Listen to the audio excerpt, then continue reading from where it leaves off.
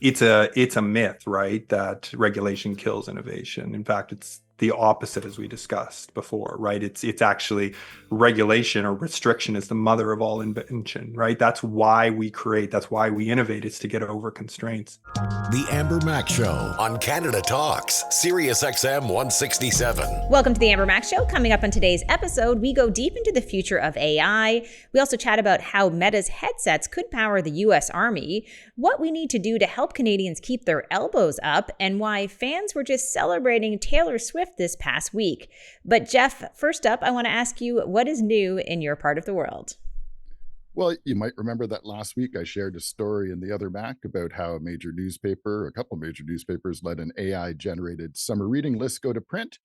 And it was a reading list of, I think, 2/3 of the books didn't actually exist. So I wanted to share an update thanks to one of our followers on Twitter. Apparently, the Sun-Times CEO has issued an apology and shared some of the lessons learned. So you can check that out online. But speaking of tech news, let's dive into the headlines. News feed. Okay, Jeff, so in last week's TheOtherMac, which is getting a lot of attention online, you were chatting about how AI was used to create a summer reading list where 2/3 of the books didn't exist. It looks like that has quickly been followed up with another news story about AI hallucinations. But this one, I think, has more consequences because it is all about hallucinations in the U.S. Health and Human Services report. Secretary Robert F. Kennedy had issued this report, which is called Make America Healthy Again, and a bunch of problems when it comes to AI-generated content. Yeah, so a group called Notice, Notus, reported last week that at least 7 of the studies cited in the Make America Healthy Again report didn't exist at all, and that some of the legitimate studies had their results misinterpreted to better align with RFK's report goals. All of that on top of some very common AI errors like broken links, incorrect author names, and things like that. What's more is that when asked, the White House press secretary would not directly answer the question of whether AI was used to make this report, instead mysteriously blaming the mistakes on formatting issues, insisting, of course, that this is, I quote, one of the most transformative health reports that has ever been released by the federal government. So another case of the Trump administration saying it's doing the best things ever in the face of being caught doing some of the worst things ever. This response, in terms of trying to defend AI hallucinations, feels a little bit like the dog ate my homework, but instead blaming things on formatting issues. I'd like to know how that goes for all the students who are using AI to fake their way through schools. It is super worrying to see a report like this that is calling for increased scrutiny of childhood vaccines. This is an issue, of course, that RFK has spent decades trying and failing, thankfully, to prosecute. Moving forward in the U.S. with such clear markers that it was generated by artificial intelligence, especially since the White House is looking for a $500 million increase in funding to implement the recommendations that are coming out of this report that has those hallucinations within. Yeah, so maybe they'll address some of these things in the meantime, but it's pretty shaky foundations to build your report recommendations on when you've got AI writing a report that is quoting studies that don't exist and things like that. And you know, it's not not the only technology leveraged attack on healthcare on the state side. 404 Media recently reported that a sheriff's office in Texas searched through 83,000 license plate reader cameras, many of them in other states, to track down a woman who they suspected of having an abortion, which is mostly banned in the States. But it isn't banned in those other states whose cameras were searched, and it just seems like a crazy way to enforce a law in your own state by surveilling people in other states. It's just very disconcerting. It is super disconcerting, and just makes you question the reach of law enforcement mass surveillance these days, and the fact that there are so many issues that have come out like this. I do want to mention, Jeff, that I was reading the article that you're referring to, and it actually has the search report of those license plate scans, and the reason that they scan license plates, this is what the police officer inputted, was had an abortion, search for female. I mean, they're not even sort of hiding the fact that they are going after women who've had abortions in that state. Now, it is pretty much, we should say, illegal to have an abortion in the state of Texas. So this puts women in a really difficult situation in terms of not having access to reproductive care. What's even more disturbing, I think, is that police don't even need any type of warrant to do searches like this.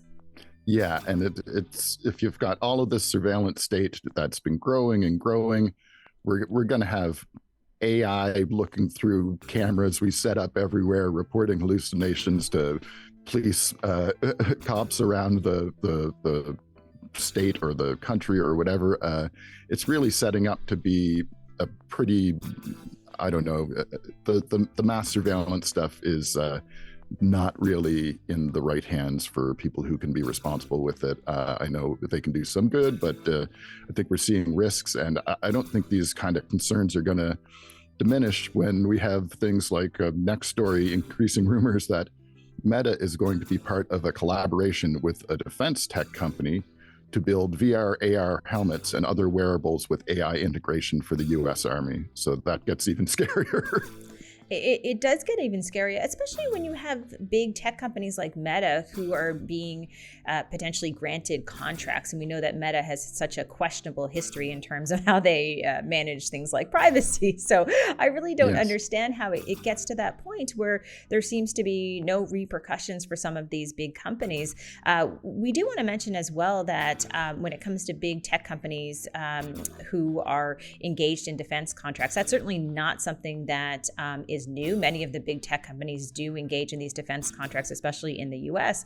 What's also interesting, though, is that how some of these companies are managing their AI ethics or principles documents that prohibit the use of AI for things that are likely to cause harm. So you have a great example here from another big tech company that is sort of, I think it's fair to say, flirting with these contracts and not sure where they stand on that harm issue.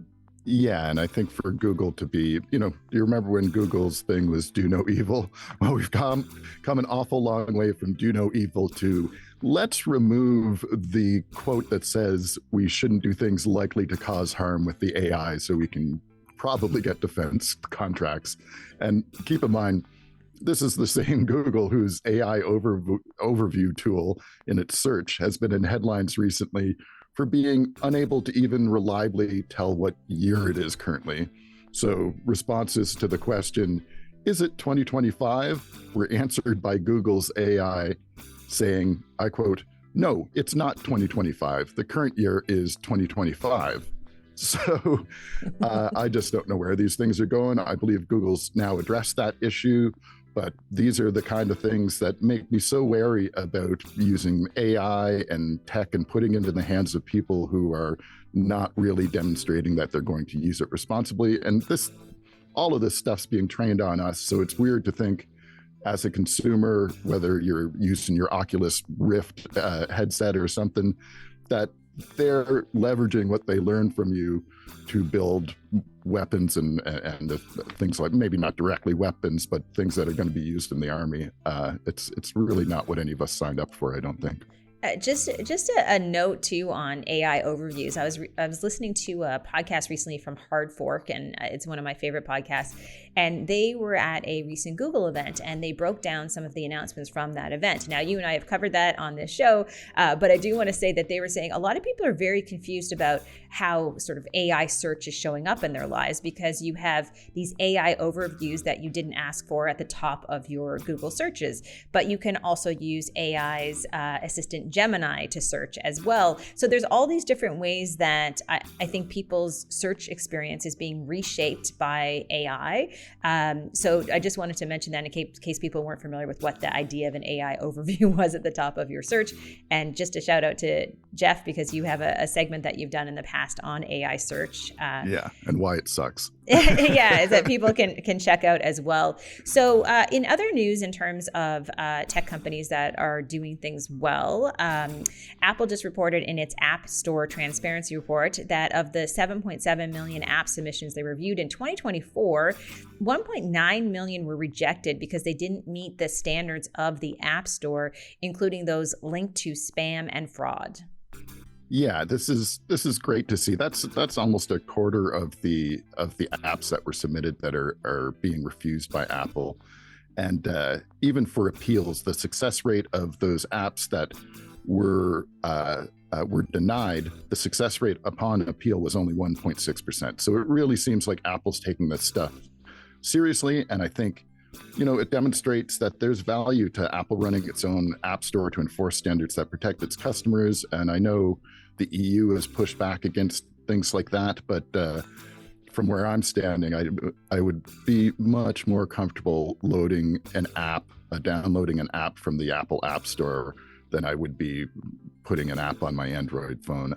And there's a reason for it, because Apple has taken responsibility for the App Store. You can argue that they're doing it so that they make some money off that, but I honestly think part of the Apple experience of it just works and that kind of stuff from that they've been saying for years, part of that is the safety of its users. So part of the reason why people buy Apple products is to have an experience that they don't have to worry as much about. So I think the App Store report is just great to see that they really are keeping their eyes on the door.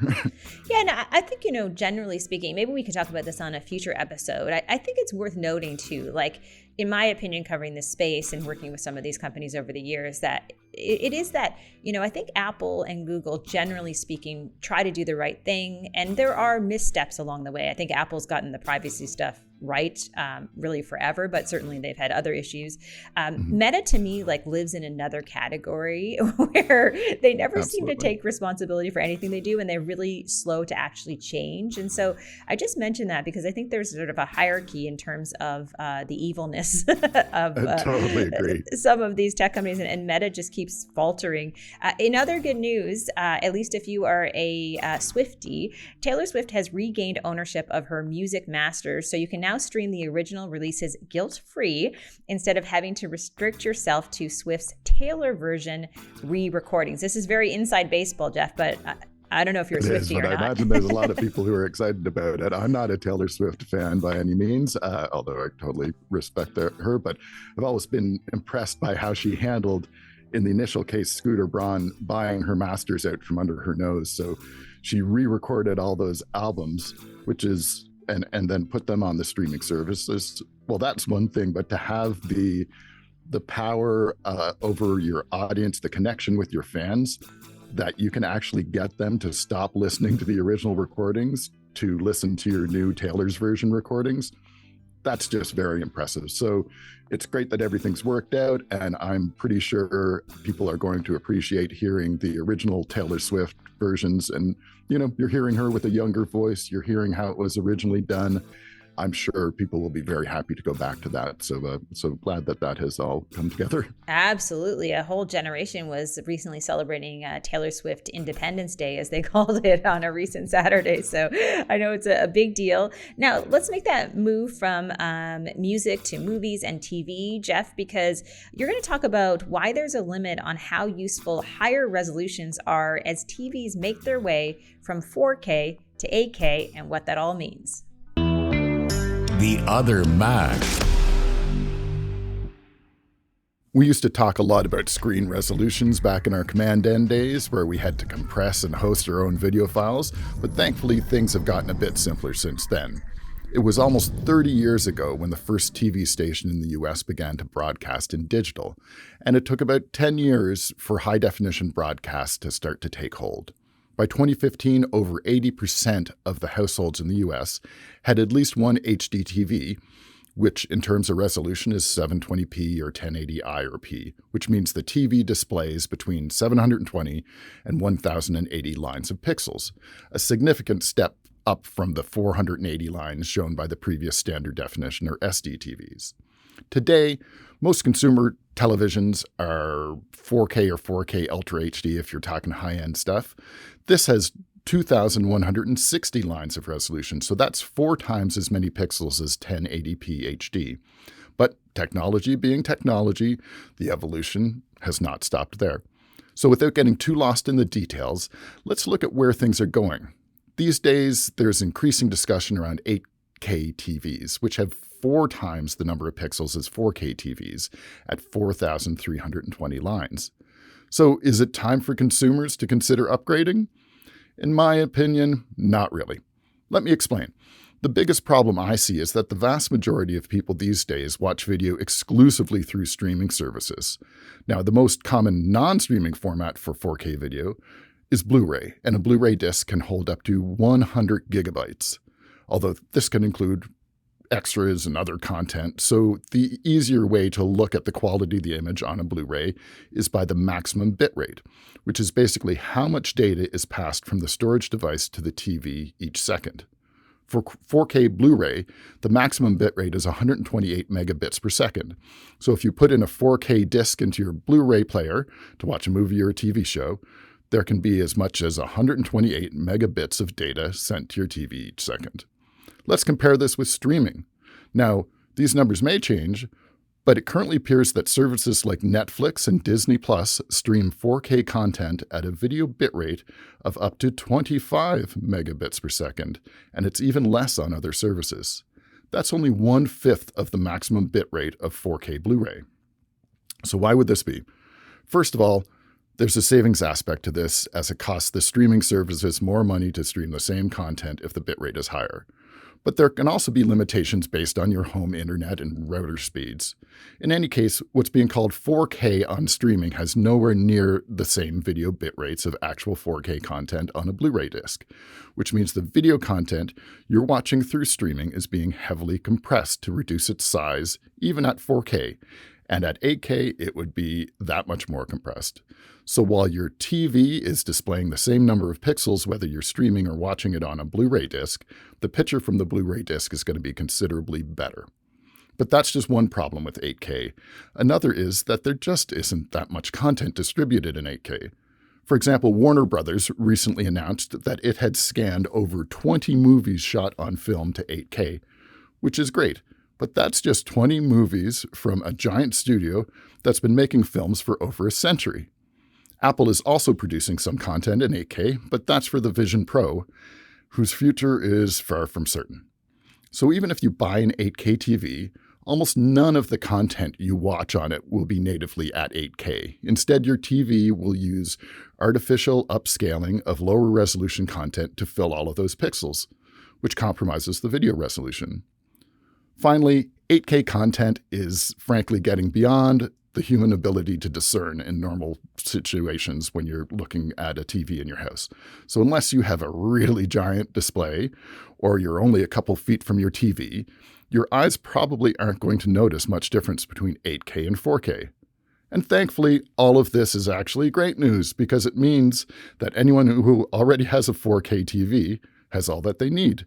And given how much content is streamed in HD instead of Ultra HD, you're probably going to do just fine with your old HD TV set. I'm TheOtherMac. Stay focused out there. Thanks, Jeff. When we come back, we talk about how an organization with a 100-year history is building the future of AI. The Amber Mac Show on Canada Talks, Sirius XM 167. This spring, Nokia Bell Labs is celebrating 100 years of innovation with plenty of milestones along the way, including inventing the transistor, which revolutionized electronics. To chat more about their work and the future, Amber spoke with Sean Kennedy, who leads the Artificial Intelligence Research Lab inside of Nokia Bell Labs Solutions Research, about the future of AI and more. Here's their conversation. Talking Tech. Sean, thanks so much for joining me. Thanks for having me, Amber. Okay, so I have had a conversation with you recently at an event, and it was a fascinating chat about the history of Nokia Bell Labs and a little about what's happening right now in terms of some of the research you're doing in AI. But for those people who aren't familiar with Nokia Bell Labs, can you explain what exactly happens there? Uh, yeah, well, what's been happening, I guess, for the last 100 years, it's a special year, as you know, right? I think that's a little bit why we were chatting. So yeah, Bell Labs is a research institute inside of Nokia, and we tackle a lot of the fundamental challenges for our Nokia and its business, right, which is a telecommunication business. But we also think about the way the world is changing, how it's going to affect our business, how we're going to build out for the future, and we play a lot with the research and try and think big thoughts, think beyond the current business cycles to really how is the world changing and how are we going to benefit both Nokia, but also the world and of course Canada, as we talked about. So Well, I definitely want to talk about the future, but first, if you could just give us kind of an overview of what's happened over the past 100 years. No easy feat. What yeah, have been some of the I'll highlights? just take up the next 2 hours. Yeah, I mean, if you don't know Bell Labs, you're probably best served going and checking it out, either through the Nokia web pages or Wikipedia or whatever. I mean, it's one of the most impactful research organizations. And I don't just say that because I work there. It's, so much of the modern world that we live in is because of Bell Labs. I mean, the transistor, of course, is famous. There's the horn antenna, which famously verified the Big Bang Theory. There's Unix, C++, lasers, optical communications, CNNs. I mean, Jan LeCun was famously at Bell Labs doing his work on recognizing digits. I mean, literally, the list just goes on and on and on. We're at our 10th Nobel Prize now. I don't even know the number of Turing Awards, even Oscars and Grammys, actually. I mean, it comes down to we think about the world. We're very invested in cutting edge science, but also making sure that we have real world impact. And so the type of people that work here are people that really want to change the world. And so yeah, we've ended up with this massive, I guess, history of impact and exciting stuff. So it's always, so one of the presidents of Bell Labs likes to pull out his cell phone from his pocket and, say like 6 of the inventions that I just mentioned, or, a few that I didn't, really are, like, billions of transistors inside your cell phone, the camera, all this stuff doesn't work without Bell Labs in the picture. Well, I have to say that we speak to a lot of people about AI on this show, and none of them to date have a 100-year history operating. So, congratulations, first of all. I know clearly this was before your time, but it's amazing to see this evolution. When we were chatting at a recent event, we talked a lot about what's happening today on the AI front with Nokia Bell Labs. You, of course, lead the AI research lab. What does that even mean, just for people who maybe aren't familiar with this idea of an AI research lab? Yeah, I mean, well, AI and automation and mathematics and statistics are just so important in our business. I mean, when you think of telecommunication networks, they're driven by, a whole host of advanced algorithms. And so we've been thinking about artificial intelligence, from very basic stuff all the way through to generative AI, of course, now. And how do we build these things? How do we optimize these networks? How do we make them more efficient? And now, of course, using generative AI, now we're thinking about how do we understand these things, control them, drive automation. It's really it's so much easier to think about where AI isn't in the network than to explain all the details. It's not, when the AI revolution came a couple years back, or at least people thought. I mean, it's, the AI lab had been in existence for a long time already, right? We use it. It's a central tool in the way that we drive value for Nokia and beyond. Yeah, it's funny you say when you alluded to the fact that a couple years ago is when AI came into most people's lives, or at least they, Yeah. that they thought that was the origin story of AI, which isn't exactly true. It's been something that's really decades in the making. What do you think about this moment of time that we're in right now on the AI front? Because I think to the average person, it's very, very overwhelming as far as the Mhm. pace of change. What is it like actually working inside of where you're working within the labs? Yeah, I mean, if it's like, what did Einstein say? It's sure, my problems with mathematics are a lot harder. I mean, it's kind of the same thing when you work in the AI business. I mean, it's hard enough to read about it in the newspaper and comprehend, but trying to keep up with it is even harder. I mean, I have a lab of 100 people, and we're, it's very distributed. I'm constantly reaching out and asking them for what's the most important thing that we should be thinking about working on right now, because I think it's impossible for one person. So it's exciting, of course, but it's you have to stay grounded, I guess, because there is real value and real risk associated with these technologies, as I'm sure lots of your readers are aware of. And so it's, balancing a trajectory that takes both of these things into consideration is absolutely essential. Yeah, I think it's important you bring up the risk because obviously we hear a lot about the opportunities that do exist. The risk as well certainly get a decent amount of attention. But one of the things that you and I spoke about recently was the regulation side of innovation. Sometimes people think that those things don't go hand in hand, and there certainly is this conversation that's happening right now, like less regulation means more growth. What is your perspective on the role that regulation plays when it comes to innovation? Yeah, I had a university professor that once told me that in a land of constraints, which is the world, right, optimization is king, and I think that's what AI leads us to. I mean, I think it's a myth, right, that regulation kills innovation. In fact, it's the opposite, as we discussed before, right? It's actually regulation or restriction is the mother of all invention, right? That's why we create, that's why we innovate, is to get over constraints. I mean, you don't have to look much beyond the DeepSeek moment to understand that, the regulation that we thought we were putting in to stop people from innovating had, almost no effect, right? And so I think what's important is we can use regulation to guide where we want to go as society. And I think that's where regulation plays an important part, right? Is to help us to pick our values, decide on where we want to go, what is fundamental for us, and then regulate in those directions, right? So I think, there is a guiding factor, but we shouldn't think of it as, it's an on-off switch for innovation. It's just, that's a misnomer driven by people who have other motives, I would say. So You use the word myths, and I've actually watched some of the podcasts that you've done in the past and some of your posts on LinkedIn, and you've mentioned the word AI myths in the past, or the term AI myths. Are there any sort of myths out there that you think people should learn about in terms of kind of demystifying some of the misinformation that we have around this AI topic? yeah, I mean, so we have a whole effort around responsible AI, right? And one of the gentleman, Daniel Quisera, who leads that, is constantly feeding me all these myths, right, around what's happening. I think one of the most interesting ones is this idea that AI is going to take your job, right? And I think many people have said this. I'm not the first to say that, it's not AI that's going to take your job. It's someone who's using AI that's going to take your job. But we actually have the evidence to back that up. They did this research study where they went and they looked at forward-leading indicators of where technology is driving innovation with AI.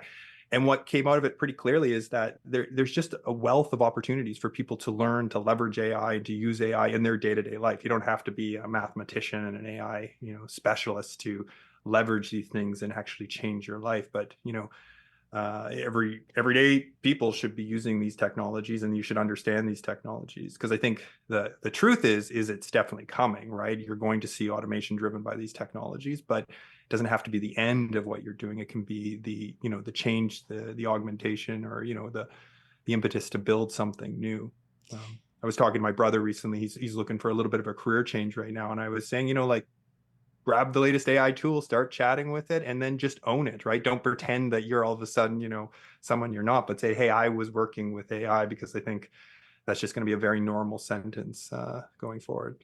I think it's good advice. And I think you're right in that a lot of people are feeling kind of overwhelmed by some of this tech, and they feel like I can't even enter this space because I don't know everything about AI. And the reality is, at least for most people I interview who work in AI, neither do they. So, it is sort of that rate of change that I think has a lot of people feeling overwhelmed. When you look out into the future and you see and think about some of the work you're doing at Nokia Bell Labs, what are you most excited about right now? Dramatic pause, right? What am I most excited about? Yeah, I mean, there's so much good stuff out there. I mean, I love solving hard problems, and I think I'm most excited about how AI can augment, the ability to solve problems and to go after things that we previously thought were intractable, right? I think it's just, the ability, whether you're talking about, AI augmented science or AI augmented engineers, or just using AI in a critical part of a tool that you're designing. I just think there's lots of opportunity out there for AI. So, I mean, it's so small things that get me super excited. I mean, I think in our business in particular, it's building networks, understanding networks, deploying networks. It's been so human driven, all the processes, whether you think about who's solving the tickets, who's fixing them. And I think these back end challenges, there's so much going on where AI is going to drive so much cool stuff. So What about the Canadian AI story? We had a guest on recently where we were chatting about how there have been so many Canadian researchers in AI, and in many ways, the evolution of AI has this strong foothold here in Canada. A lot of Canadians may not know this. What would you say to some of our listeners about the AI connection? And I do want to mention you're also Canadian, so there's another connection. So there is so much going on in Canada, and there has been for a long time, and it's driven a lot by the Canadian government and the way that we have funded research across Canada, right, through different grants, NSERC or whatever, to make sure that we have talent. I know there's lots of talk about bringing people back, but actually they're here already. I mean, we have Jeff Hinton, who is at the University of Toronto, Yashua Bengio, who's in Montreal. We had Jan LeCun was actually a postdoc. Iliad Stitzkever, right, was a postdoc also at the University of Toronto. And then you have Rich Sutton, of course, at the University of Alberta. I mean, these are some of the biggest, if not the biggest names. I mean, three of them are, considered the godfathers of deep learning, and they kind of, are instrumental for the world that we're living in right now. So yeah, I think actually the talent is here. I think Canada's challenge is not necessarily finding, keeping, retaining top talent. I think we have it here. I think our challenge is in converting that talent and not having, the quote unquote brain drain of people leaving the country to go find value elsewhere. I think our challenge is keeping people here and creating the real value so that Canadians can benefit from these ideas. When you look out into the future, I'm not going to ask you to predict the next 100 years at Nokia Bell Thank you. Labs, because that would be a very daunting task and difficult to imagine what lies ahead. But when you think about the next 5 to 10 years and some of the work that you're doing, what do you hope to achieve? You talked about solving big problems. What do you think is sort of a sign of success if you were to look into the future and imagine 5, 10 years down the road? Yeah, that's a great question. I mean, it's super easy, I think, to get caught in this kind of short-term trap, right, of going, one innovation to another. But I think there are some huge challenges facing machine learning right now, and I would love to see some solutions to some of these. So, bringing AI into the physical world, right, to understand physical spaces so that, we can ask questions rather than, ChatGPT is, what a Microsoft lawyer would build to understand his, his database. I'd like to build something that, a house owner can to find something, or a factory owner to, understand what to do, can build. There's lots of challenges around responsibility, how to build responsible, value driven solutions. So things like constitutional AI, I think, are super exciting. And I'd love to see if we were able to evolve to something where we were using AI in the most responsible way possible, while still generating value. And then that includes, of course, sustainability questions, right? I mean, these things are pigs when it comes to, their cost on the world from a sustainability point of view. And I would love to see us, solve some of these challenges. So, I mean, those are the things I think long term that I'm most excited about. And I think if we had a check mark in even one of those things, I would be consider it well done. So, last question for you. If you're talking to the average Canadian or American who is trying to navigate their way through this phase of AI and wondering, hey, how can I use it in my day to day work? How could it help me with my business? How can it help me teach my kids? What would you say to them in terms of some of the things that maybe even you're doing day to day just to keep up?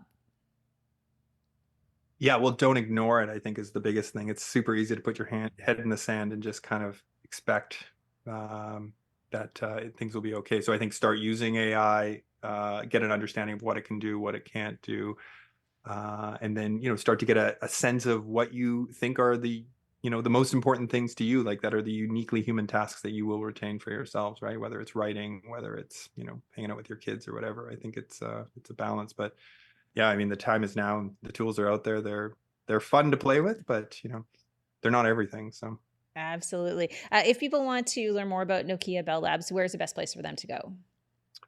Yeah, I think everywhere nowadays because it's our 100th year. We have lots of stuff on LinkedIn, lots of YouTube content, our website, Nokia.com, I guess. If you look for Bell Labs, just search Bell Labs, Nokia Bell Labs, you'll find it. Yeah, and then you can find me on LinkedIn, I guess, if you want to follow me. Excellent. Well, I already do. So I've already taken that step, which is good. Sean, thank you so much for joining me today. Thank you for having me again.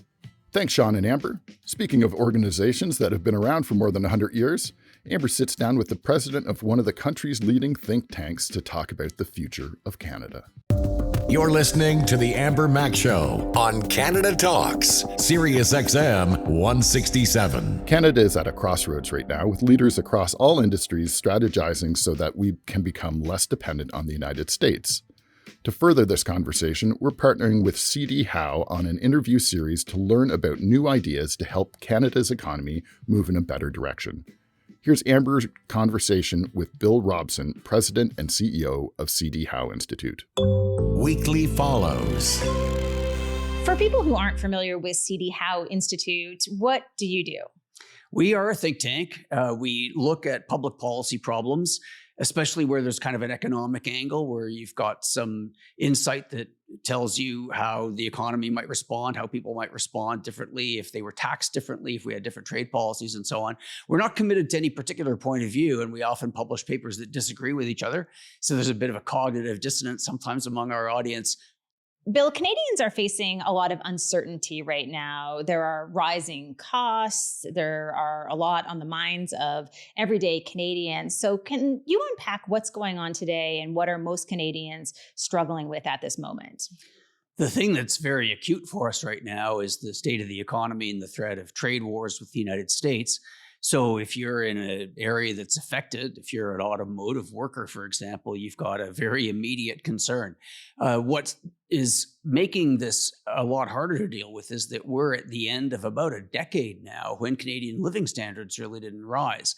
And so people do feel that pinch. They experience rising prices, but their wages are not rising to keep up with it. And so that longer term decline in our living standards has really made it harder for us to deal with the shorter term impact of the US trade war. So we've got long term and short term concerns. I'm actually optimistic about Canada long term because we've come through things like this in the past, but 10 years of living standards going nowhere, that's something that hasn't happened in a long time. So we do need to make a change. Absolutely. A lot needs to be done. So let's talk about that roadmap to recovery and what can be done. And specifically, I know that C.D. Howe Institute has laid out a plan in two different reports, an economic strategy for Canada's next government, and also your latest shadow budget. So what will people find in both of those? What we are focusing on is the federal government because a lot of the problems that we've had over the last decade really do seem to be connected with things that it has done or hasn't done over that decade. So one of the things, when you just look at the big fiscal picture, the federal government spends a lot more than it used to. And most of what it is spending on is transfer payments, and people enjoy receiving transfer payments, but you always have to ask, is this the best use of the taxpayers' money, or is this the best use of the money that we're borrowing? Another big increase in spending at the federal level has been on their own personnel. And our passports are getting processed all right.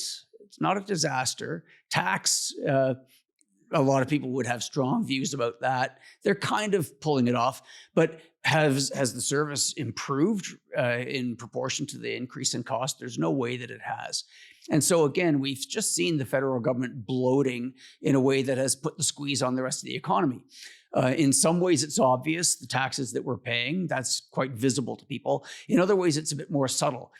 For example, when the federal government hires a whole lot of people, those people aren't available to work in places that might do more good, such as in business or in the not-for-profit sector, or even other levels of government that provide a bit more goods and services.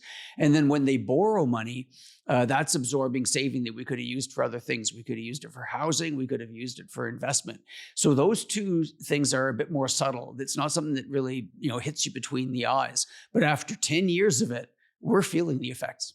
In my conversations with Canadians, one thing I know is true is that Canadians feel like they are overtaxed and also under-supported. What can be done?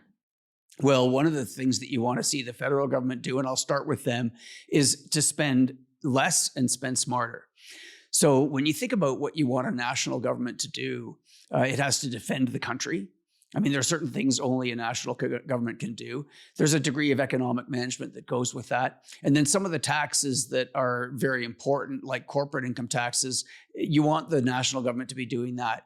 It wouldn't make sense for cities to levy corporate income taxes. It's not so sensible even for provinces to do it, although we do.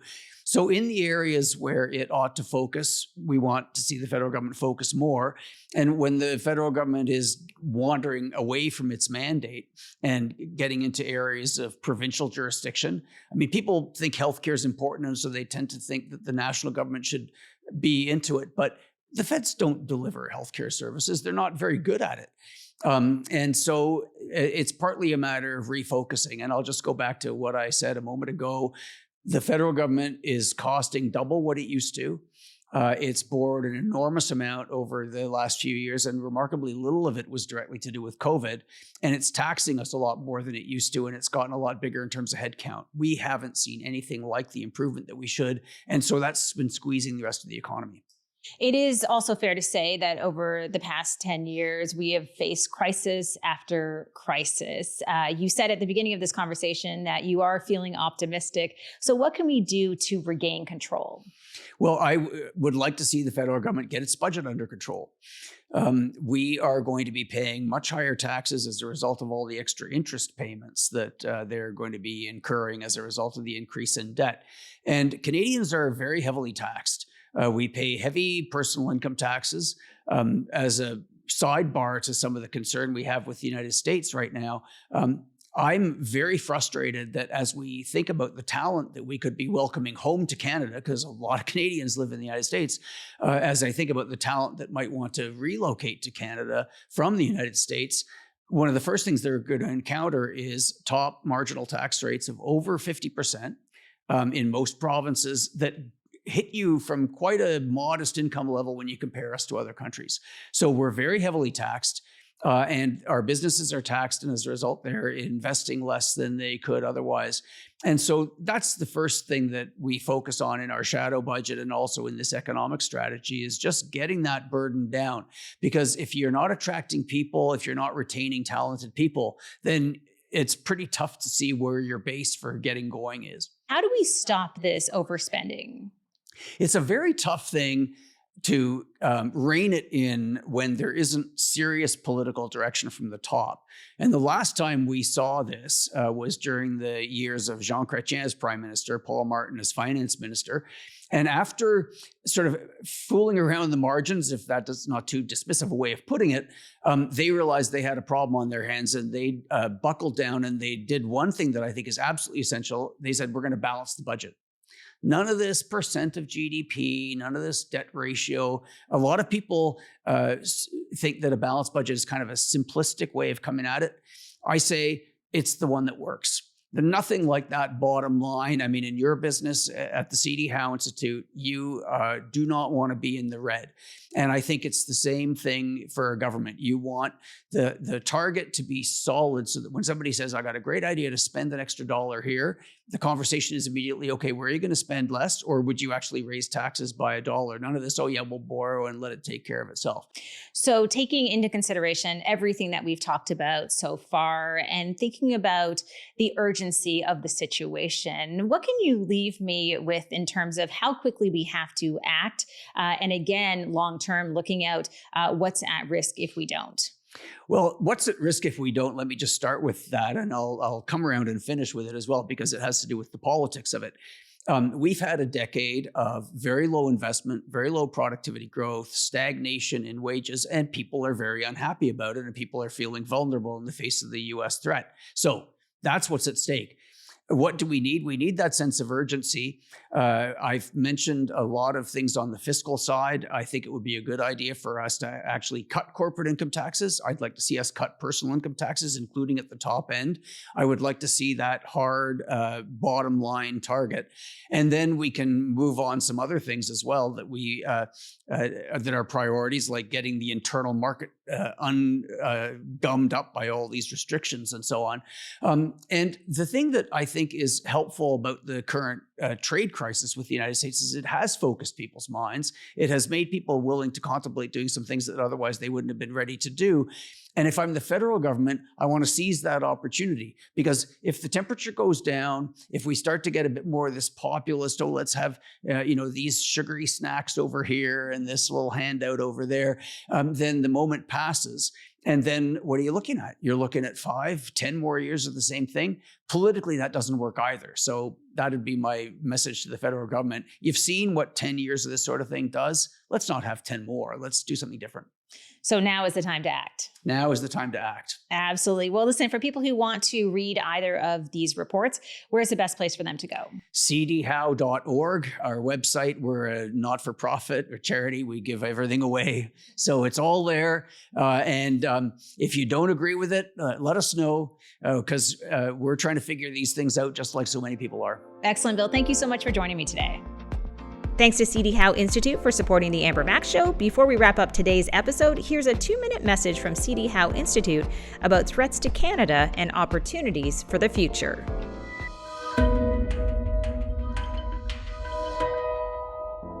The Canadian economy needs to move in a new direction. We're facing external threats and a decline in our standard of living.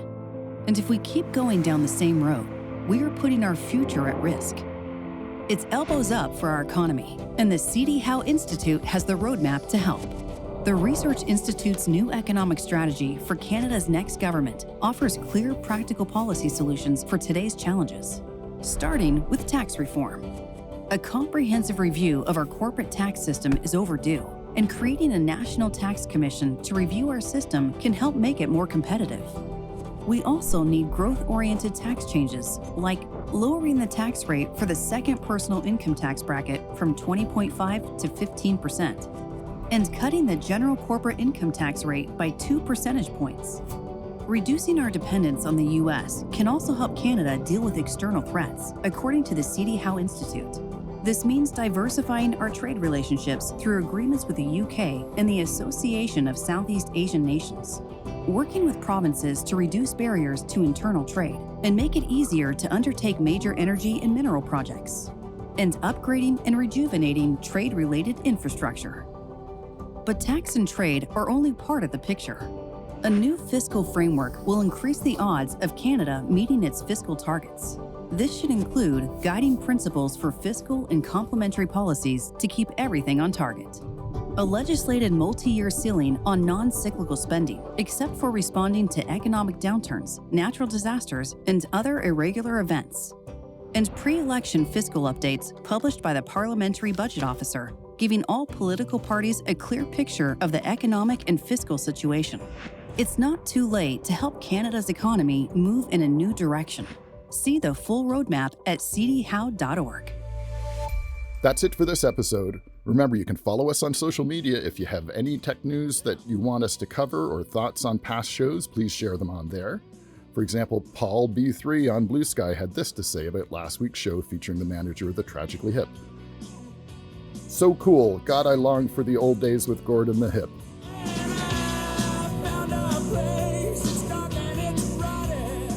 I totally agree with Paul on the Tragically Hip. I saw them perform many times during my life. It is hard to believe that we are coming up on the 10th anniversary of their final concert with Gord. When that concert happened, as I mentioned in the last episode when speaking to their manager, Jake, we rented a projector and hosted a big party to celebrate the band. I especially remember Gord singing Ahead by a Century, such a beautiful moment for Canadians across the country who all tuned in. You are ahead by a century. You are ahead by a century. You are ahead by a century. Now, if you missed last week's episode with the Tragically Hip's manager, Jake Gold, please check it out in the SiriusXM app or wherever you get your podcasts. Plus, we wanted to congratulate the Tragically Hip docuseries producers on winning 7 out of 7 Canadian Screen Awards this past week. Now, speaking of amazing communities, we are starting a new segment on the show called Mailbag. This is where we share feedback like Paul's that he just posted. On this episode, you heard Sean from Nokia Bell Labs speak about innovation. So here are a few comments on that interview from people online after I shared a sneak peek of our chat. In the interview, Sean said, and I quote, It's a myth, right, that regulation kills innovation. "In fact, it's the opposite. Regulation or restriction is the mother of all invention." I love this quote. On this comment, here's what Brent had to say. Brent is a city planner, and he shared this comment with me over on Blue Sky. "I like this quote, but most of these debates still miss the point. It's not how much regulation we have, but whether it's smart or dumb. Does it lead to better or worse outcomes for public interest? Many of the best urban outcomes I know result from smart regulations, and some cities make it worse. I totally agree, Brent. Regulation needs to be thoughtful or else it causes more trouble." Now, it is fair to say that we have certainly seen that with many online bills here in Canada when it comes to regulating social media. Many of them have been a big flop. Now, over to LinkedIn, we had a comment from Cheryl. Cheryl works in health tech and had this to say about the topic of regulation as the mother of invention. And I quote here as well. "Totally agree with this as someone who has spent a career in highly regulated industry. Think Google search, arguably one of the most powerful tools on the planet, yet it has seen little true innovation in years. With no meaningful regulation and essentially monopoly status, the experience has become much worse, not better. Now with AI competition, we are seeing it finally start to evolve. Sometimes it's the pressure, often regulatory or competitive, that forces us to truly innovate. Looking forward to this listen, Amber Mac." Well, thank you so much for that comment, Cheryl. And speaking of feedback on the show, I also wanted to share one of our reviews on Apple Podcasts, which is where some of you are listening, along with listening on SiriusXM Canada Talks Channel 167 every Tuesday at 2 p.m. and on weekends. One of our subscribers had this to say: "I've been a subscriber of Amber's regular newsletter and was excited to listen to the first episode of this podcast. Just like the newsletter, Amber and Jeff provide a nuanced exploration of technology, issues, and people impacting our world. It is also great to see more brilliant podcasts with Canadian focus and content." Now, a reminder to our listeners of the Amber Mac Show, if you love learning about what's happening in tech, AI, and digital culture, please sign up for my free Tuesday newsletter. It is a simple way to get the latest news and reviews all in one place in your inbox. We have more than 10,000 subscribers who are all keen to learn how to thrive in our fast future. As always, we want to thank all of our weekly listeners, and please do keep your comments and feedback coming for Mailbag, our new addition for the show. Have a great week, and we'll see you soon. You're listening to The Amber Mac Show on Canada Talks, SiriusXM 167.